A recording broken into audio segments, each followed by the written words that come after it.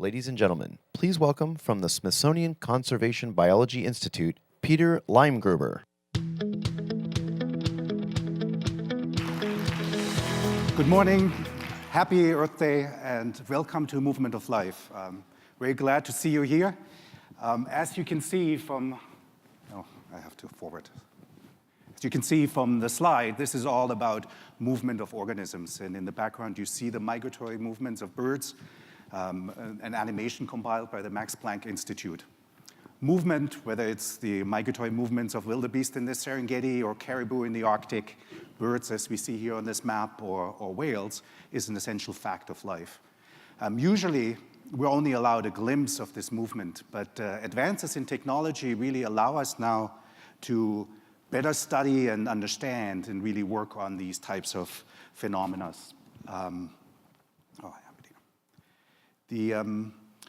So as we're discovering all this movement that's out there, we're also starting to realize that the world is actually a place heavily affected by humans. As you can see from the time-lapse imagery of the International Space Station, people are almost everywhere. And we have a tremendous impact on the landscape, which in turn will probably affect movement. So our talks today will be all about how we can use technology and engaging people in studying these kinds of phenomena and kind of figuring out how we can preserve them into the future. I do want to take the opportunity to also talk about movement of life. This Earth Optimism Summit kicks off the Smithsonian's Conservation Commons, which is a Smithsonian-wide initiative to increase our conservation impact. And one of the signature initiatives under the Conservation Commons is Movement of Life, which has the audacious goal of being able to track any animal, anytime, anywhere for its lifetime. This is extremely important because movement is essential for maintaining life. All animals, all organisms move in some way or another to satisfy their basic requirements and to procreate and do all these things they need to do. At the same time, it's really critical for us as people to understand that because movement provides very critical ecosystem services, it affects human health, it has all kinds of impacts on our being on Earth. And that's really what Movement of Life is about. Our initiative is targeted at conducting applied and basic science, which is something we do really well at the Smithsonian, and we're hoping to do this in partnership with many of our colleagues and institutions across the world that look at these issues.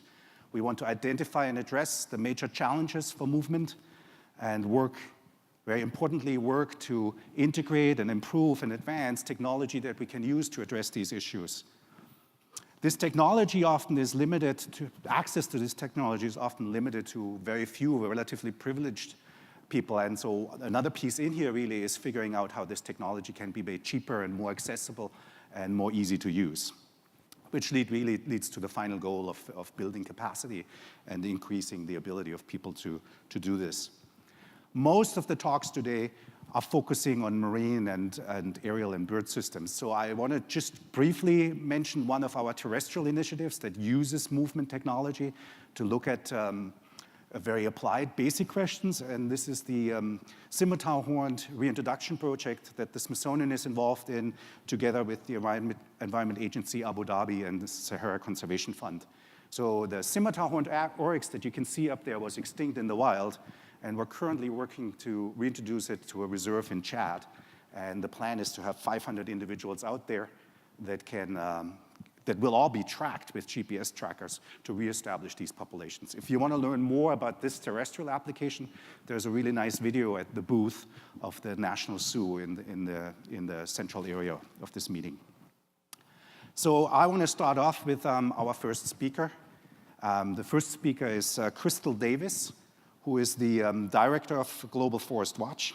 This is a very powerful near real-time forest monitoring system that utilizes technology and human networks to create never before possible transparency of what's happening to our forests. Crystal has a background in working to strengthen forest governance in many places around the world. And she was academically trained in Earth System Science at Stanford University. So please welcome Crystal.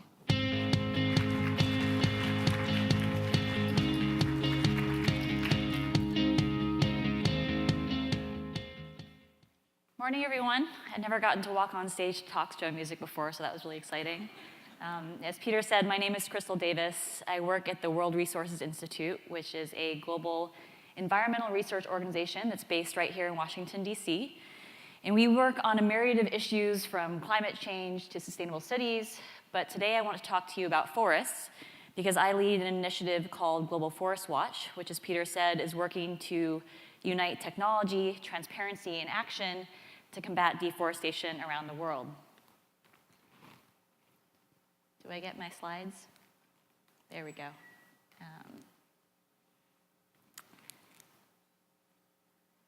So I think most of you are probably familiar with the scary statistics about deforestation, and since this is a summit about optimism, I'm not going to use any scare tactics on you today. I first learned about deforestation when I was about 9 years old from reading the back of a cereal box, and I wasn't eating organic puffin cereal from Whole Foods back then. Embarrassingly, I think it was actually Frosted Flakes, because I think, as we all know, Tony the Tiger was originally from the Amazon before he got his start in the cereal business. But the point is, these types of statistics and images about global deforestation are actually pretty mainstream. And that's a good thing because it's prompted people like me to pursue low-paying careers in the conservation field. But what I didn't realize until very recently is that these so-called facts about deforestation that I had read about on cereal boxes and learned about in school are actually more like educated guesses. The truth is, until very recently, we had no idea when and where deforestation was happening because we simply had no way of monitoring such a vast and remote natural resource systematically on a global scale. So to put this in context, the Amazon rainforest alone is about 8 times the size of Texas. So if you wanted to walk deep into the forest and illegally cut down some trees, there's a pretty good chance no one's going to notice, at least not until long after you've made your escape. So there's a really good reason why we've always asked this question philosophically. When a tree falls in the forest and no one is there to hear it, let alone post about it on Facebook, does it actually make a sound? At WRI, we thought this was pretty problematic because presumably if you want to stop deforestation, you need to know when and where it's happening and who's responsible. So a few years ago, we started talking to scientists from leading universities and tech companies in Silicon Valley to see if we could figure out how we bring forest monitoring into the 21st century. Because after all, we now live in this world of big data and on-demand information. So if I can use my cell phone to see exactly when the next bus is arriving, shouldn't I be able to also monitor deforestation? In reality, it wasn't quite that easy, but to make a very long story short, we worked with the likes of Google and the University of Maryland to bring together the latest advances in remote sensing, cloud computing, and artificial intelligence to create the world's first near real-time global-scale forest monitoring platform. And we called this platform Global Forest Watch. We launched it in 2014, and now anyone with an internet connection can go online, zoom in anywhere in the world, and see where and when deforestation is happening with this level of granularity. What you're seeing here are new logging roads snaking their way into the Peruvian Amazon. So essentially what we've created is the Google Maps for forests. And now when a tree falls in the forest, it shows up a week later on Global Forest Watch, and we highly encourage all of you to post it on Facebook. This is just another example. This is what deforestation looks like when it's driven by industrial-scale oil palm plantations in Indonesia. As you might have heard, agricultural expansion is suspected to be responsible for about 70% of deforestation worldwide. And the last example I wanted to show you brings us a little closer to home. So this is a map of DC. The red arrow points to where we're sitting right now. Raise your hand if you live in DC or you know the area pretty well. Okay, good. So I'm going to give you a quiz. Can anyone guess what was responsible for the small patch of deforestation that occurred, the satellites picked up around 2012, and it's just north of Highway 50, right after it stops being New York Avenue and the National Arboretum? Any guesses? Yes, it was the Costco. You can decide whether or not that was worth it. But anyway, I could talk all day about how cool the technology is behind Global Forest Watch, but I think the reason why most of us are interested in this is because we want to understand whether technology can actually help us meet our conservation goals. So now I want to tell you a few stories about how people around the world are starting to use Global Forest Watch to combat deforestation and manage forest landscapes more sustainably. So I'm going to start us off in Uganda, where the Jane Goodall Institute has been training local communities and the Ugandan Wildlife Authority to use GFW's mobile application to fight illegal logging in critical chimpanzee habitat. Previously, forest rangers would basically patrol the forest at random, and they tended to stick to the existing footpaths because it was the easiest thing to do. But now with Global Forest Watch, they have very precise information telling them where they should look. So last year, a forest ranger saw this isolated deforestation alert in the forest interior. They used the mobile application to navigate out to the alert because it's actually pretty difficult to find these small isolated patches of deforestation once you're in a dense forest. And once they got there, they discovered a small-scale but long-standing illegal logging operation. They used the mobile application to document what they saw, and they were able to share this evidence with the authorities, and the illegal loggers were subsequently prosecuted and fined. The next example brings us to Peru, where investigative journalists have used Global Forest Watch to expose a company that was doing some very questionable things in the Amazon. United Cacao is a London Stock Exchange listed company that, at least on their website, was claiming to be a sustainable producer of cocoa in the region. But as you can see from these Global Forest Watch images, United Cacao had actually cleared over 2,000 hectares of intact primary rainforest. And a local organization called the Amazon Conservation Team paired up with Manga Bay to break this story. It made international headlines. It catalyzed a major NGO campaign and investigation. The government of Peru subsequently decided to look into the company's activities. They ultimately ordered the company to cease their operations. And just a few months ago, the London Stock Exchange decided to suspend all trading of United Cacao stock in their market. So these types of investigations and campaigns have been putting a lot of pressure on companies to clean up their agricultural supply chains. And in fact, hundreds of global brands over the last few years have made public commitments saying that they're going to eliminate deforestation from the production of key global agricultural commodities like palm oil, soy, beef, and pulp and paper. And many of these companies are now coming to Global Forest Watch to try to figure out where in their vast global supply chains they're most exposed to the risk of deforestation. So interestingly, the same type of technology that has been putting these companies in the hot seat is now actually providing a solution as well. So using special tools that we have developed specifically with and for the private sector, companies like Unilever and Mondelez are now mapping their supply chains, identifying hotspots of deforestation, and then working with their highest risk suppliers to try to prevent future deforestation. And I like to think that the stories I've told you today are really just the tip of the iceberg. In about 3 years, we've had over 1 million visitors to the GFW platform coming from literally every country in the world. Only a tiny, tiny fraction of these people have taken the time to tell us about how they're then using Global Forest Watch to create action. And of course, everything on our site is freely available and built on open source tools because ultimately we want as many people as possible to be using our data and to build off of our technology platform. Because we fundamentally believe that through openness and through radical transparency, we can put the fate of forests into the hands of people who care most about them, and ultimately, over time, drive more accountability for how forests are being managed by governments and companies and communities around the world. Now, it's really easy to get excited about technology as a potential solution to conservation problems, and I think there is reason for optimism because we have lots of great examples out there like Global Forest Watch where technology can have a really positive impact. But I also really like to make the point, and perhaps this is obvious, that technology is not a silver bullet because there are no silver bullets for what we're trying to do, and that in a lot of the places that we work on these issues, there are entrenched problems of governance and corruption and capacity that will still require long-term and holistic solutions to resolve. And the other sort of lesson that I've learned in this work is that I still see a pretty big divide between those who are creating technology and those who we expect to be using technology to do better conservation on the ground. On one hand, we have people talking about APIs and Python language. On the other hand, we have scientists talking about species names in Latin. And until we can get these two groups talking to each other in a common language about what the problem is and what the potential solutions are, we can spend as much money as we want on technology, but the chances that people are actually going to use it are pretty slim. And that brings me to my last point.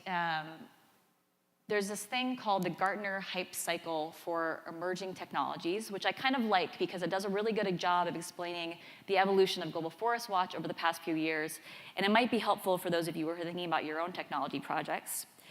But it always starts off with a technology trigger. So in our case, this was the breakthrough of real-time forest monitoring using satellites, and then very quickly you proceed to what is known as the peak of inflated expectation.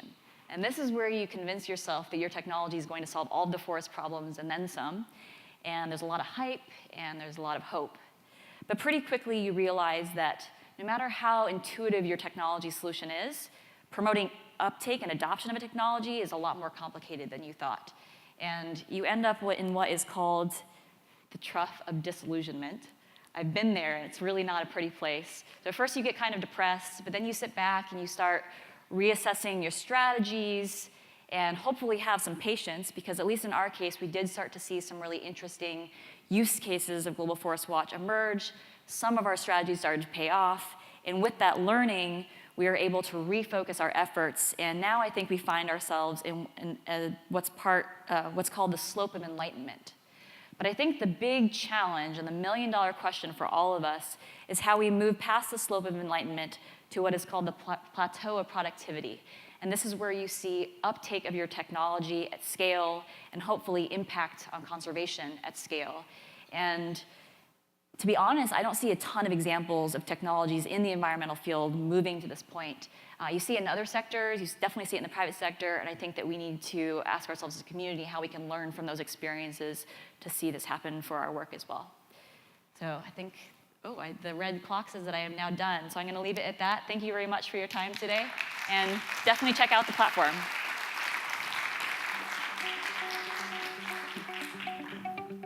Thank you, Crystal. I hope that's not a plateau of productivity, but a slope of productivity. Our next speaker is Michelle LaRue.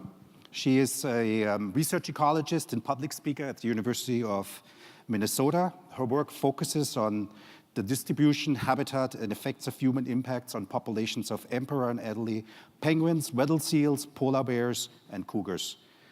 Michelle integrates technology and citizen science to address these problems and has had some stunning successes in determining population numbers of declining species. Please welcome her.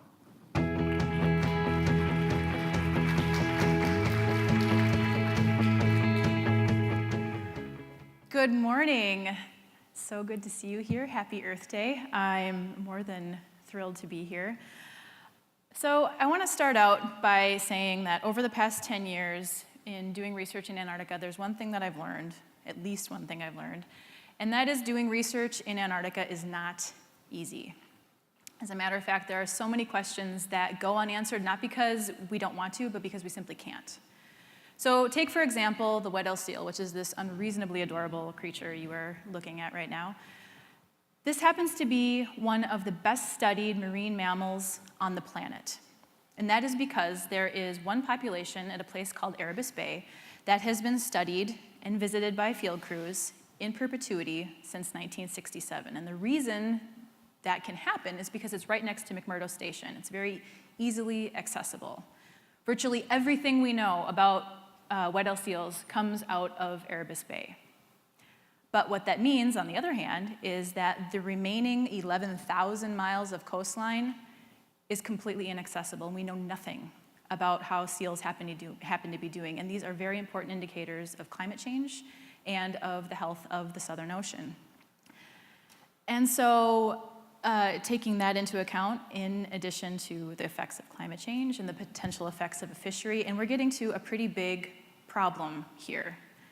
How do we know if we're having an impact on the Southern Ocean and on weddell seals if we simply can't get to these places? Because Antarctica is inaccessible. It's too dangerous and difficult to get basically anywhere to be able to study these species. And so that's a problem for somebody like me who is interested in learning about how these seals happen to be doing.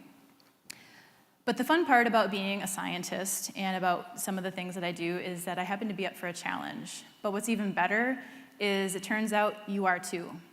So what I want to talk about today is how persistence and creativity and coming together as a sense of community is, for the first time ever, allowing us to address this previously unanswerable question. And we are being able to look at how wet-tailed seals are doing around the rest of Antarctica.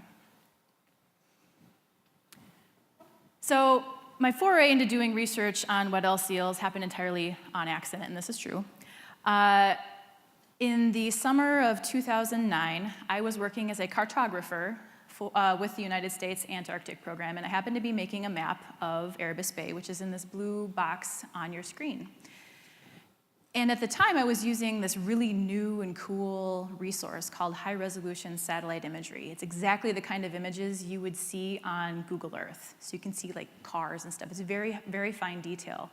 And as I was making this map of Erebus Bay, I came across what Jill Berger said yesterday was perfect, black blobs on white. And I got quite excited to see these black blobs in that circle right there. And I kind of thought I knew what I was looking at, but I wasn't entirely sure. And the best part, or I guess the nice part about being the cartographer with the United States Antarctic Program is I had everybody's email addresses because I was making the maps. So I shot off several emails, and within probably a half an hour, I got them all back, and they're like, yeah, those are seals, Michelle. You were looking at seals from space, which I feel like is a really bad, sci-fi movie. And so I got really excited. I'm like, oh my God, this is so cool. Like, I'm looking at seals on an image that was taken hundreds of miles in space. That whole inaccessibility problem can go away if somehow we can deploy this kind of imagery and use it to get to these inaccessible places. And so from that point forward, I decided, okay, time to do a PhD. I'm going to go and do this because that sounds like a lot of fun. So as a new PhD student doing a conservation biology program, one of the first things you do is you start reading. And because this particular seal species has been studied for so long, there is a lot of reading to do. And so I learned about how deep they can dive, which is around 2,000 feet. I learned that they can live up to 30 years. And then I started figuring out what they eat. And as you might imagine, they eat Antarctic toothfish and lots of other fish. But this is a particularly important fish in the Southern Ocean. It's very, very critical for the health and function of the Southern Ocean food web. Because not only is it a prey item for wet-tailed seals and orcas, but it's also a predator in and of itself. And the thing about Antarctic toothfish is that it is this big, fatty, nutritious, and also buttery and delicious fish. And if you want to know why I know that, if you don't recognize the term Antarctic toothfish, perhaps you do recognize the term Chilean sea bass, because that is how this fish ends up on our plates at high-end restaurants around the world. So to allow me to connect the dots for you, we are literally competing with wet-tailed seals for food that they require to survive. And it was at this point when I had had several discussions with people who know far more about this fish than I do, when I realized that the project that I had taken on turned for me. It wasn't just a cool new thing that I had literally stumbled upon. Now I had a sense of urgency, and I had a really good reason to try to figure out how these seals are doing before we have an impact, a negative impact, that we can't undo. So I got to working on counting seals as fast as I could, and I realized also very quickly that, okay, be smart here. How can we do this? I'm only one person. I'm going to try to automate this in some way, have the computer do some of this for me. And so I worked with a computer scientist who was a good friend of mine, and we got to work pretty quickly on trying to have a computer detect the seals for us. Which sounds like a fantastic idea, but it didn't work at all. It was miserable. What ended up happening is it found the seals, which was great, but it found all kinds of other things too that aren't seals, because apparently there's all kinds of other things on the landscape that look black and like big blobs. like shadows and melt pools and rocks. And to further deflate my balloon in trying to do this quickly, the time it took for me to train the computer and run the algorithm was 20 times longer than it took me to look at images just myself. So in other words, I was kind of back to square one. Like, all right, so a human has to do this. So far, I am that human. All right, so here we go. So then, that remained for quite some time until I told that very story to some colleagues of mine at Digital Globe. Now, Digital Globe is the company that owns all of this high-resolution satellite imagery. And so I was telling them this story, and he said, you know, you should call Tom Nod. I was like, what's a Tom Nod? So I got a hold of a guy named Luke Barrington, who was the co-founder of Tom Nod. Now, Tom Nod is an online crowdsourcing platform that allows anybody in the world to access this high-resolution imagery and look for stuff on it. It's like, well, that sounds pretty great. So Luke and I got together, and we had a couple conversations, and we decided that we should write a grant together. And so we did, and to my shock, a year later, we were funded by the National Science Foundation to look for seals using Tom Nod, which was great and exciting, and then I had that dreadful feeling like, oh my God, now what? Because no one had ever done this before.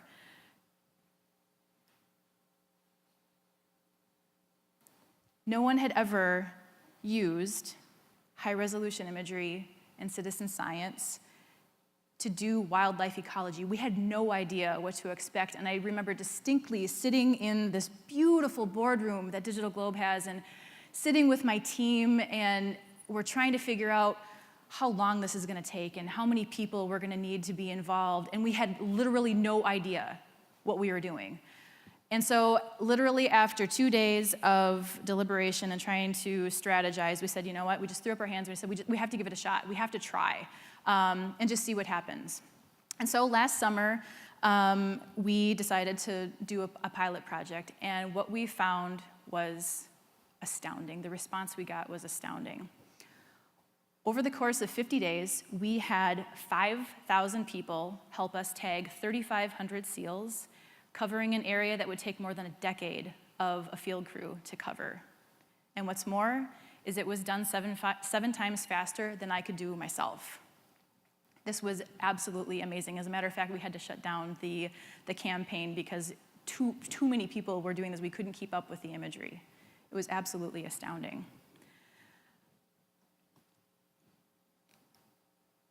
But if you want to know what inspires me, it's not just the response we got, it's this image. This is a picture of a high school friend of mine who I hadn't talked to since high school, actually. This is her daughter. And she heard about our project on the radio and decided that she wanted to help Antarctic researchers do their science. The fact that this young lady is empowered enough to help me, to help us understand what's going on in Antarctica is incredibly inspiring, and it fills me with so much hope because anybody can do this. You don't have to like to get cold or be a professional scientist. If you have a curiosity and you have a will to help out, you certainly can, and I think she is a great example of that. And so really what I've learned since doing this project is it's not only that things are difficult in science in general, and particularly in Antarctica. Through persistence and creativity and coming together as a community, despite the fact that this community is very big and online, we can come together and answer some of these really interesting and really difficult questions. And for the first time ever this year, we will be able to figure out how many seals there are in Antarctica, how those populations are doing, and hopefully we'll be able to do it before climate change has an impact and before it's too late. And I hope you'll join us. Thank you.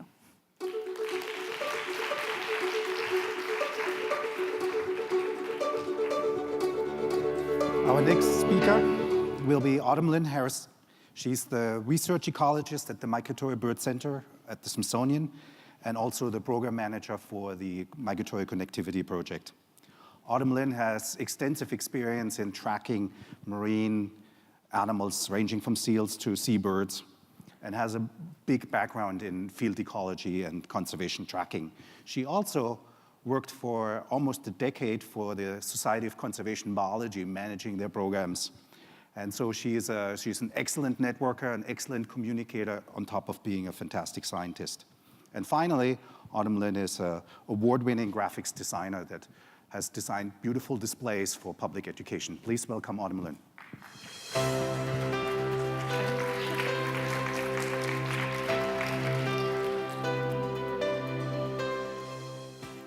As a scientist, I am often asked, why should I care about what you study?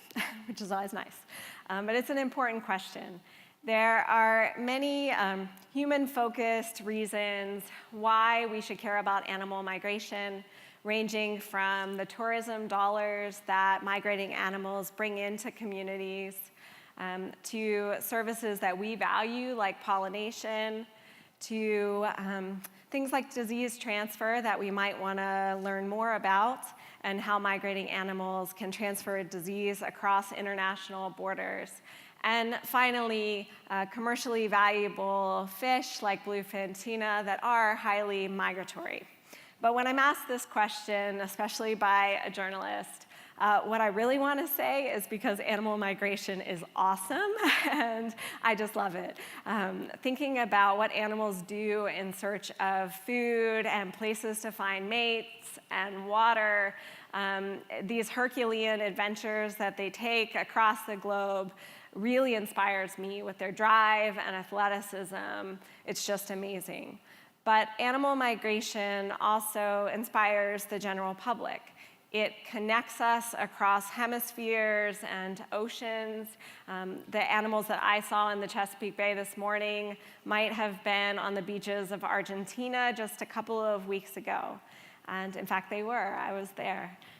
So they are true global citizens that can really connect us. And for the past couple of decades, I have studied animal migration as a marine biologist. I've tracked fur seals from diamond mines in South Africa and seabirds from 300 miles north of the Arctic Circle. And I've studied the movements of leatherback turtles, shown here, who may migrate through 30 different countries during their trans-Pacific migration. Really amazing.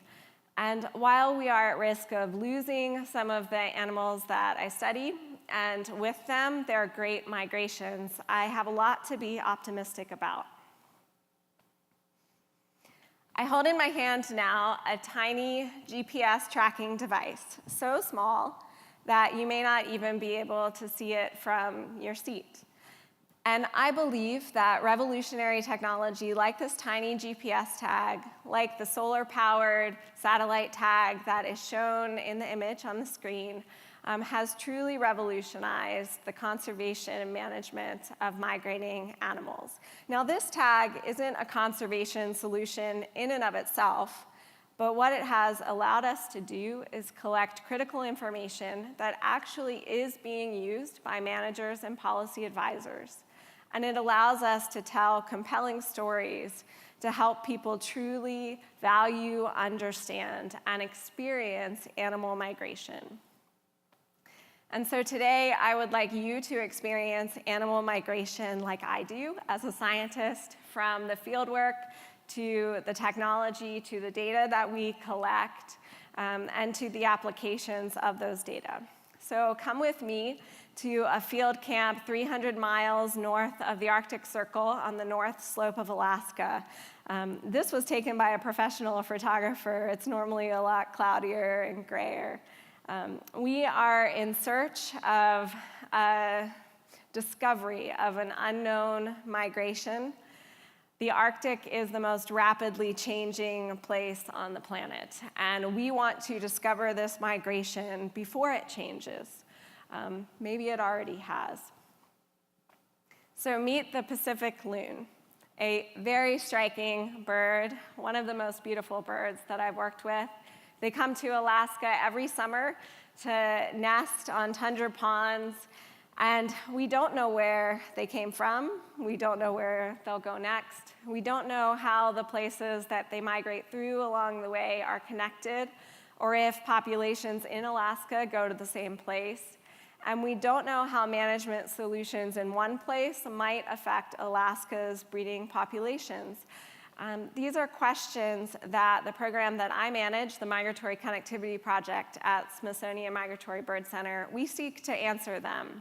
So we hope to discover unknown animal migrations, to be able to apply this information to management and conservation action, to tell really compelling and inspiring stories, and to test and advance new technology to do all of this. And in the past couple of years, we've tracked 15 different species and 200 individual birds from the northern and southern hemispheres. So let's track a loon. The first thing that we do is try to find their nest. We will capture the bird on their nest, and in this picture, there is a loon sitting on a nest. This is a typical summer Alaskan North Slope scene with very soggy tundra that you immediately sink into when you try to hike through it down to the permafrost. And the loon nest will appear in just a moment. Right there. So there's a loon sitting on this little patch of tundra, and here's a closer look. There's the loon. So when we want to catch a bird, we haul out all of our gear across the tundra, traps and nets and walkie-talkies, and the standard way that we catch a loon is using a trap like this. This is called a bow net. It's spring-loaded, and when a bird returns to sit on the nest, we replace their eggs with dummy eggs, wooden eggs, so they don't damage them, and we keep them warm. When the bird returns to sit on the nest, we will pull a rope or use a remote trigger, and the net pops open over the bird, and we're able to run out and capture it. This is a shorebird nest here, but the idea is the same. And if that doesn't work and the loon decides not to return to the nest very quickly, then we put on our waders and take a black mist net that has pockets in it and follow the loon around its nesting pond and trying to get it to swim up into the nest or into the net. And once we're finally successful, we carefully carry our precious loon package back to base camp, where we will attach the tracking device. Loons are diving birds, and waterproofing their feathers, maintaining that waterproofing is all very important to them. We can't attach a tag to the outside of a loon body because of their dive behavior, so it's actually much lower impact to the bird to surgically implant the tag into their abdominal cavity. And so you see a surgery just starting here. This is a veterinarian from USGS Alaska Science Center, Dan Mulcahy, one of the collaborators on this project. And in fact, USGS was our partner along the way. Dan has performed over about 150 of these surgeries, implanting a satellite tag into a bird. The antenna sticks out externally, and then we're able to track their migrations. Once the surgery is completed, we wait for the bird to awake from its anesthesia. And I've got a good grip on the loon's head here because they have very sharp bills, and as they come out of the anesthesia, they're a little bit disoriented. So we keep a careful hold on the loon until it's ready to be released. And then the true discoveries begin. Here's a Pacific loon taking flight, maybe on its migration. But remember, we don't actually know where these birds are going to go, so it's an exciting time when those birds are released. Last summer, we were able to track 20 individual Pacific loons from Alaska, 5 from the North Slope, and 15 from Western Alaska. And this is what we found out. This is a map of the Pacific loon migrations from Alaska. The northern birds migrated west across the Pacific Rim to Russia, Japan, South Korea, and the birds from the YK Delta in Alaska, Yukon Delta, migrated south going along Haida Gwaii, British Columbia, the Oregon coast, California, and Baja. We call this a migratory divide, a really, really striking example where two different populations of the same species migrate to two totally different places in the world. And when you look at a map like this, it's very obvious to see that managing migrating animals is not an easy thing to do when they travel through many different countries along their migrations. Different laws are enacted in different countries, and these animals travel through all of them. So this information is very critical for describing to countries what their responsibilities are to migrating animals. And just as a side note, these birds are just starting their migration. One left Mexico a couple of days ago to go up the California coast, and all of these tracks are available on our migratory connectivity website, so you can follow along. And this information isn't just for science. It isn't just for fun and show and tell. It actually is being used. A couple of weeks ago, I provided scientific expertise at a meeting of the United Nations in New York City on marine migrations. The United Nations is currently discussing a treaty for the open ocean for the high seas, and they really are considering marine migrations in their deliberations. And migratory animals make the open ocean, the high seas, very relevant to coastal communities. So through all of these experiences, I actually feel like I have a lot to be optimistic about. When you see a member of the United Nations really jazzed about animal migration and wanting to consider that in their negotiations, it's very inspiring for me.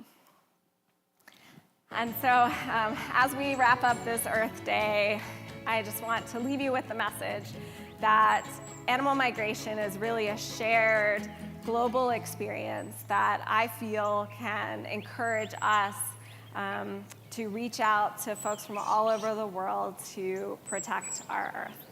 Thank you very much.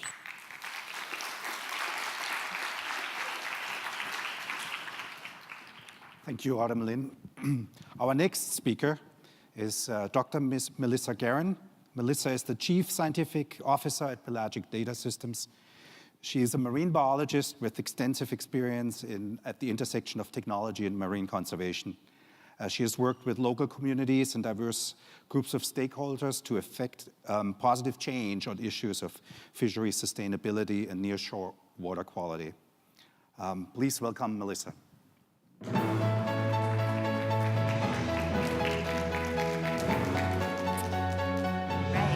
Thank you all for being here on a Saturday morning with us. We've heard some amazing talks already this morning that have taken us through a whole different variety of tracking, and I'm going to now move us out onto the ocean and talk about something a little bit different, tracking boats.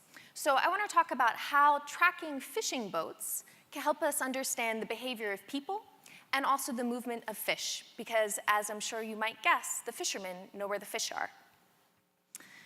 So I don't need to tell anyone in this audience that the ocean is doing a huge array of things for us, everything from providing half the oxygen we're breathing to providing a huge amount of the food that we're eating.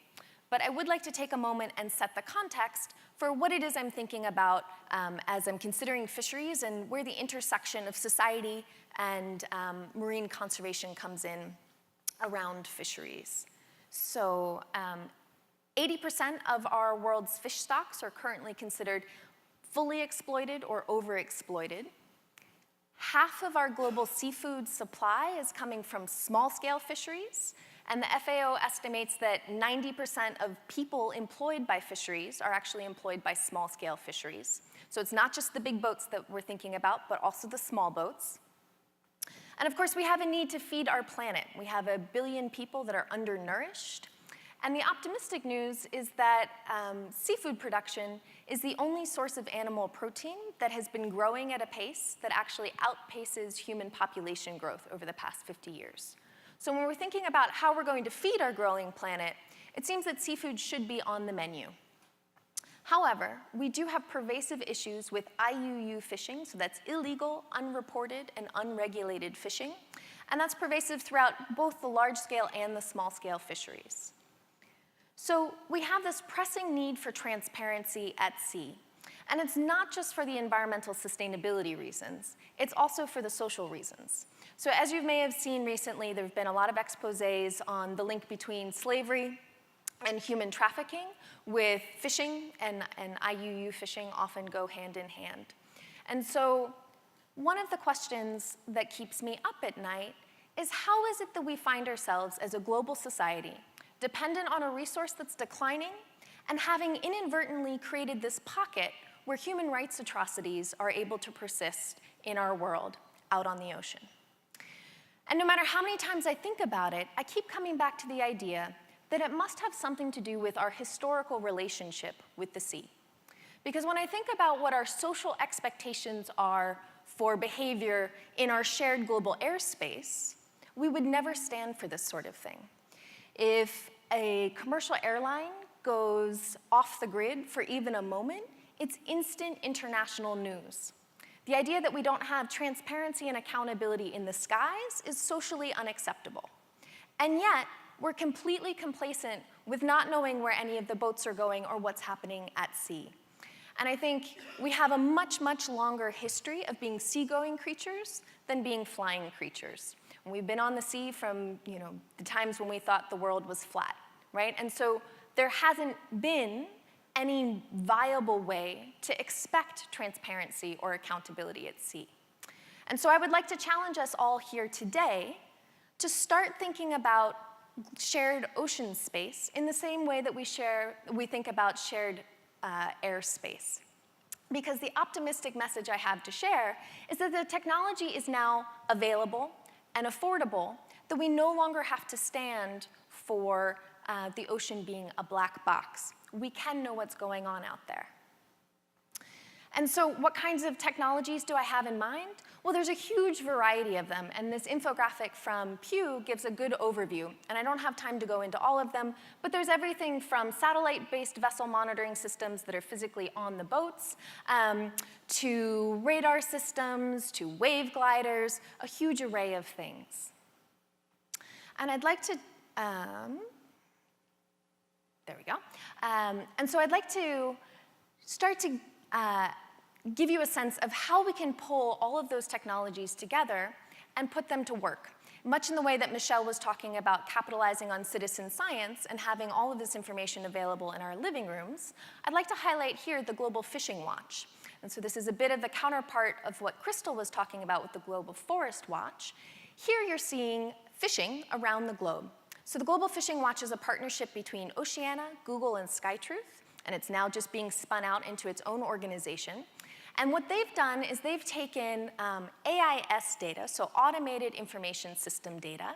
These are devices that sit on boats and send out radio pings, originally designed to prevent ship collision. So it sends out this ping saying, I'm here, I'm here, I'm here. They've gathered all this information, done some really smart analytics, and have displayed publicly available for us all where that fishing's occurring. So each of these yellow dots that you see is a fishing event. You can go in and click on any one of them, get the vessel name, where it's flagged, what it's permitted to fish for, and you can see whether or not they're fishing somewhere they're supposed to be, right? So this is an extremely powerful type of platform to be working from. Now, one of the challenges that we all face is that currently, the vast majority of fishing boats in the world are invisible on a map like that. And that's because they're too small or they're not making enough money to afford AIS technology. And so this is the challenge that our company, Pelagic Data Systems, was born out of. How do we start to put all vessels on a map like that so that we can improve fisheries management and support decision-making, improve the livelihood of fishermen, and ensure the environmental sustainability of our marine resources? So 2.5 years ago, we had this idea for a piece of technology. And the first thing that we knew is that it needed to be small enough that it could go on boats of any size. So anything from a dugout canoe that holds one person on up. And this is the solution we came up with. It's a small solar-powered vessel tracking system. And the crux of it is that it records GPS locations as the boats are traveling, compresses them, and then whenever they get in cell network, it uploads it to the cloud where we can then all access it.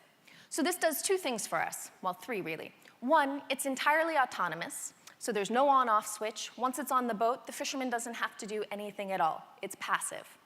Two, because we're capitalizing on the cell network, we can get really high-resolution data really affordably. So this device is 10 times less expensive than any other vessel tracking option out there, and it collects incredibly high-resolution data. So typically, for satellite-based systems, you'll get 1 location per hour. We're getting 1 location per second. So how do we turn high-resolution location data into behavior? Here's an animation that shows you a day of fishing from one of our devices.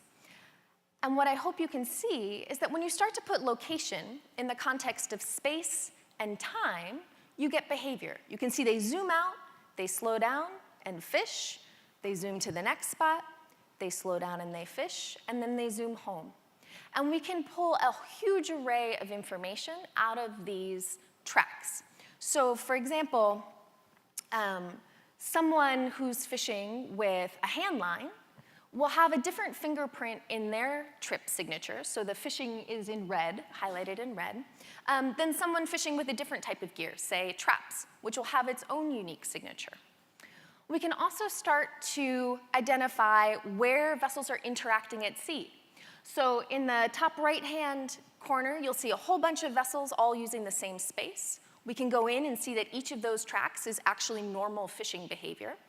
And then we can see the interaction in the middle between the red vessel and the yellow vessel, and that's not normal fishing behavior. So we can start to flag that and say, well, if we only have a couple of people on the ground to do investigations at ports when these boats come in, out of all of these vessels, these are the 2 that we can't really explain the behavior from. Go check those out, right? And so you can start to do risk analyses for where things may be happening at sea that would otherwise be hidden. We can support territorial rights-based management and enforcement of protected areas as well. So here in the white dashed line, you're looking at an exclusive use zone. So in that zone, only the communities whose boats are highlighted in red and green are allowed to fish there. They were saying all the guys from the purple community in their bigger boats are coming and stealing the fish. Well, we can actually see whether or not that's true. And the red is where illegal fishing is happening. And it turns out 80% of those infractions was a single vessel. And so that boat lost its permit. The other 2 that were occasionally poaching were given warnings. And life can go on with the rules being put in place, right, and enforced. We're also working hard to support smart decision-making for the fishermen, right? So how can you make the most amount of money with the least amount of effort and the least impact on our resources? So in addition to knowing where the boats are going, we also in many of our fisheries are getting catch data, so what they're catching, how much, what the bycatch is looking like. And we can map out where all those species are and what that bycatch looks like. And we can start to do analyses like asking, well, this week, where do you get your best catch for your least impact? And that's what you're looking at here. So the areas in the darkest red are where they're getting their highest catch per unit effort, so the most catch and the most value for the least amount of effort, and the lowest bycatch, so a combined metric. And one of the things that we're doing now is starting to develop these tools into real-time decision-making tools for the fishing industry so that we can start to align the financial incentives for the fishermen with the environmental impacts that we're looking to have to protect the sustainability of that resource. And so 2.5 years ago, we had this idea for a piece of technology, and now we have production scale hardware, and we're up and running in 10 different countries in a huge array of different cultural contexts, social contexts, different types of fisheries. And so one of the things that I'm most excited about, if my slide advances, to summarize what we're learning from vessel tracking, we can learn the origin of the seafood, whether it's legal, was it caught in a time, a place, and with gear that's appropriate. How are the species moving through space and time, and what kinds of decisions should we make for their management. We can measure the effectiveness of management strategies, so where people are trying to incentivize change in behavior on the water, we can actually measure that. And we can start to do analyses that evaluate the risk for labor issues or social rights infractions. But one of the things I'm most excited about, because there's no single technological solution for all problems, right, is the ability to integrate across multiple technologies and across multiple scales of fishing vessels. So here I'm going to bring us back to the Global Fishing Watch again. And as I said, the core of what Global Fishing Watch is doing is using data coming from AIS technology. But the Indonesian government has promised and donated their VMS data, so their satellite-based vessel monitoring data, to be made publicly available in the Global Fishing Watch shortly. And we are also, so that's what you see here in Indonesia. And we are also contributing some of our data from our small-scale vessels. And what you notice is that all of these different types of technology start to fill in the information about what's happening in places of the ocean that don't otherwise have information available. And so I think one of the things that's really exciting about being here and now is that we really truly have the ability to demand transparency and accountability at sea and shut down the places where IUU fishing and human trafficking are hiding, because we can integrate across multiple different types of technology and make it available in everyone's living room, where we can all work together to monitor this and shut it down. So thank you very much.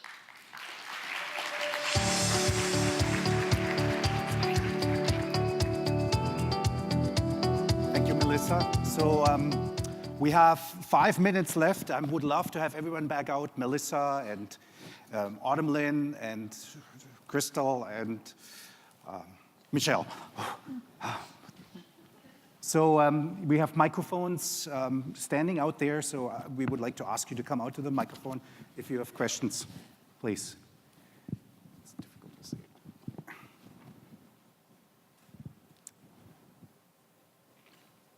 Yes? We are recording, so it would be better if you could step out to the microphone, please. So I was just curious from the last presentation you were talking about the social context and the cultural context of the fishermen, and what is the spectrum of either compliance or support that you're seeing from fishermen in terms of wanting these devices on their boats? It's a great question. So I would say, working in 10 different countries with clients that span government, industry, NGOs, and academia, we see just about every context you can think of. And so there's everything from the carrot to the stick. So we work in places where governments are requiring this as part of the permitting process for a given fishery. We work with fisheries where they're using the traceability and transparency to gain access to premium markets. So we work with fisheries, for example, that are getting fair trade certified, those sorts of things. So the fishermen are directly getting a premium for that. And then we work with other sectors of industry that see it as an inexpensive insurance policy. So people that are exporting to the EU and the US the regulations are becoming more stringent for them having accountability of the origin of their products and the legality of that. And so they're not necessarily using it as a marketing tool, but they buy the devices and give them out to the fishermen, and so there's no cost to the fishermen to have them passively on board, and that opens up those supply chains for them. So a huge array of contexts. Do we have another question? So if we don't have one from the audience, I have a couple of questions.